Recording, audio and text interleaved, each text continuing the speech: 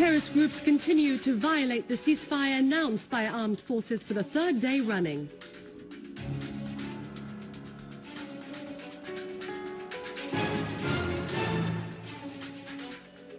The chairman of the Committee of International Affairs in the Russian Duma says the world should realize that the crisis in Syria can never be solved through arming and supporting terrorist groups.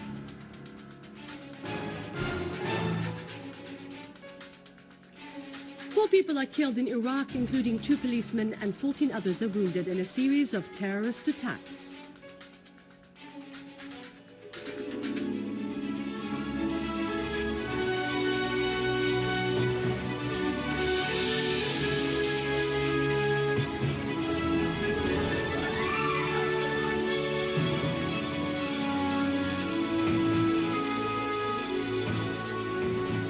And welcome to a news bulletin. I'm Dania Nizam.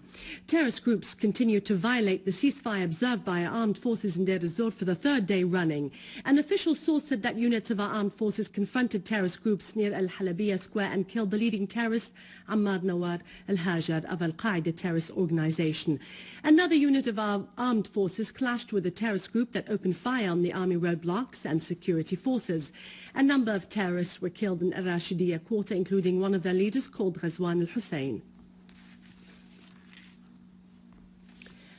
Once more, there was another violation of the ceasefire, this time in Aleppo's countryside. A terrorist group burnt a bus carrying 14 passengers from Afrin to Aleppo in order to show films on suspicious TV channels, falsely accusing our armed forces of shedding Syrian blood. In the quarters of Al-Ashrafiyya and Al-Marja, the terrorists opened fire on 2 demonstrations calling for the exit of terrorists from both quarters, killing 2 citizens and wounding a child. Another terrorist group attacked the water pump station in the area of Sulayman al-Halabi. The attack damaged 5 pumps and cut off water supplies in the western part of Aleppo. Terrorist groups also attacked the palace with bombs, causing some damage. The governor told the news report that work is underway to fix the damaged water grid in the Sulayman al-Halabi area, and the water will be back running at about 12 o'clock at night. In Homs, our armed forces clashed with a terrorist group that attacked citizens in Al-Qusayr countryside, killing and wounding many of them. In Tel Kalakh, our armed forces confronted another terrorist group that opened fire on a roadblock manned by our security forces. In the Damascus countryside, our armed forces confronted groups of terrorists which attacked security forces in Duma, Harasta, Zamalka and Arbin, killing and wounding many terrorists and destroying their equipment.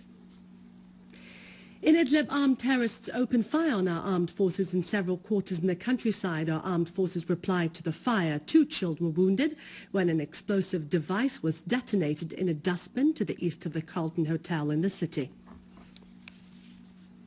The General Command of the Army and the Armed Forces said that the armed terrorist groups continued their blatant breach of the ceasefire declared by the General Command. A statement released by the General Command said that the armed terrorist groups violated the ceasefire in the cities of Damascus countryside, Daraa, Homs, Aleppo, Idlib and other areas. The General Command affirmed that the armed forces are still carrying out their duties of confronting these groups as per the declaration issued by the General Command of the Army and the Armed Forces on October 25th. 2012. The armed terrorist groups renewed their breach of the ceasefire by detonating a car bomb near a checkpoint for the law enforcement forces in Daraa. A source at the National Hospital said that 11 people were wounded and admitted to the hospital, some of them seriously. The explosion also led to the eruption of fire at the contract department of the communications establishment. Security forces also clashed with an armed terrorist group in El Sanamin in Daraa countryside, killing the terrorists and confiscating their weapons. The confiscated weapons included PKC machine guns and various kinds of ammunition.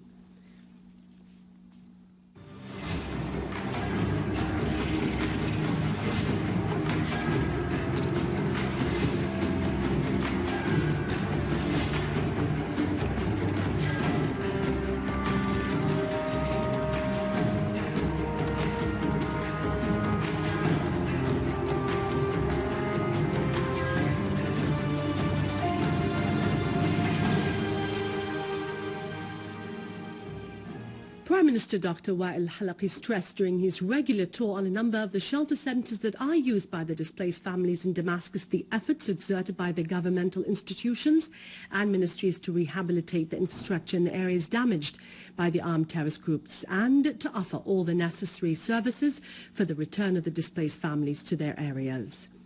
During his tour, along with the members of the Higher Council for Relief of the temporary shelters, the Premier was briefed on the displaced people situations, those who have to leave their houses due to the armed terrorist group's terror. Dr. Halaqi listened to the displaced citizens and he took notes of their needs. The delegation checked on the food and clothing stores in the centers as well as the health services offered to them. Halaqi stressed that offering all these families' needs and giving them the required care to the infants is of the utmost importance. He pointed to the efforts being exerted by the state to repair the damaged infrastructure in the areas that were infested by terrorists and to bring security and stability back to these areas, as the law enforcement agencies are working on eliminating the terrorist groups. Al-Halaqi called on all the families who left their areas to go back as soon as their areas become secure and serviced, adding that all the Syrians stand by the people who are first forced to leave their homes, and they are doing their best to secure all the citizens' needs so they can go home as soon as possible. On the occasion of the Eid vacation, Major General Ali Abdullah Ayoub, the Chief of Staff of the Syrian Arab Army, accompanied by a number of the officers of the higher command, visited the wounded soldiers in Al-Mazzi military hospital, wishing them a speedy recovery. The doctors briefed him on medical services and treatment of the wounded. He expressed his appreciation of their efforts. He also toured a number of military locations and expressed appreciation of the combat readiness and high morale of our armed forces and their readiness to defend their homeland. He wished them success in carrying out their national duties. Secretary of Aleppo Ba'ath Party branch Hilal and Aleppo Governor visited the military hospital and stressed the necessity of offering the best medical care for the injured armed forces members who were sacrificing their lives for the sake of their homeland. Mr. Hilal and Mr. Aqad offered congratulations to the traffic policemen and praised their role in organizing the traffic movement. The Eid vacation gained another dimension in the areas that were purged of terrorism and began to enjoy safety and stability, thanks to the sacrifices of the Syrian Arab Army. Popular youth activities in the area of Jurat Sahia congratulated our valiant armed forces on their blessed religious occasion. They thanked the army for its achievements in the field of protecting our citizens and homeland.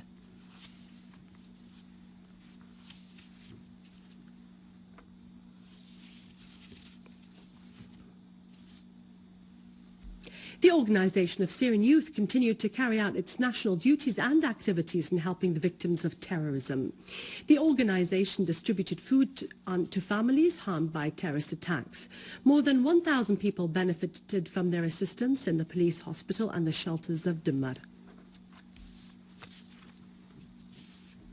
In Daraa, nearly 600 citizens in the towns of Sheikh Miskin and Nawa took the initiative to settling their situation, pledging never to commit anything against national security. The authorities concerned released 122 citizens whose hands were not stained with Syrian blood. This release came on the basis of the amnesty decree number 71 issued by President Bashar al-Assad.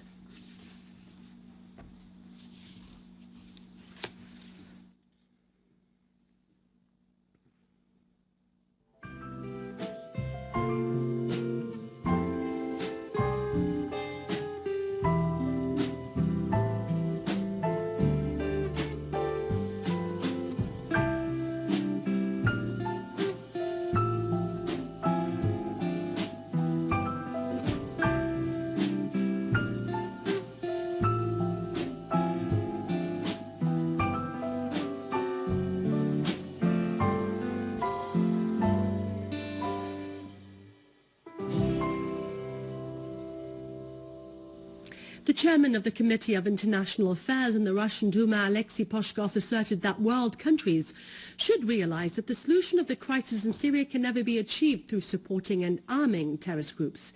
He pointed out that the U.S. was responsible for worsening the current crisis in Syria. He told the Channel of Russia Today that the Geneva communique approved last June remained the best procedure that can be followed by the international community to solve the crisis. He added that nobody could believe the US or Qatar, where there is no democracy and the opposition is subjected to suppression, when they claimed that they could bring peace and democracy to Syria. Mr. Pushkov affirmed the weakness of the US attitude which supports al-Qaeda against Syria. As for the Turkish attitude, Mr. Pushkov said that the Turkish authorities are fully aware that if they continue to interfere in Syria, there would be danger for Turkey itself. In Iraq, 4 people, including 2 policemen, were killed and 14 others were wounded in a series of terrorist attacks in several areas. In Iraq, 4 people, including 2 policemen, were killed. A source in the Interior Ministry said 2 explosive devices were detonated in a popular market, killing 1 person and wounding several others. A 3rd device was detonated near the house of the police officer, killing 1 member of his family and wounding 4 others. And now it's over to Vani with the economic news. For more information, you can visit our website on syriaonline.sy. Have a very safe Eid. Goodbye.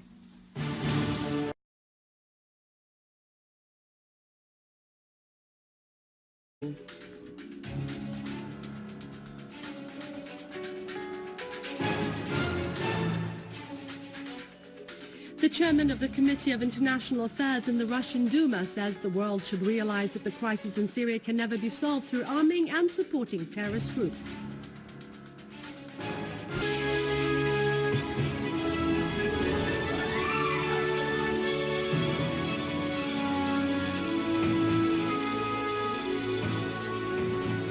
And welcome to a news bulletin. I'm Dania Nizam.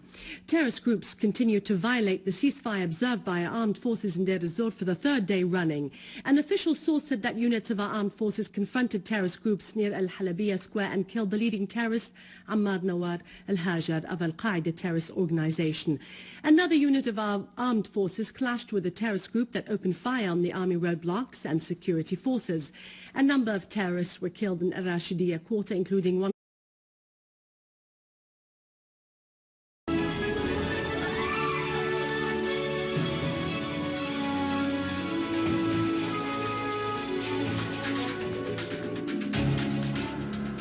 Terrorist groups continue to violate the ceasefire announced by armed forces for the 3rd day running.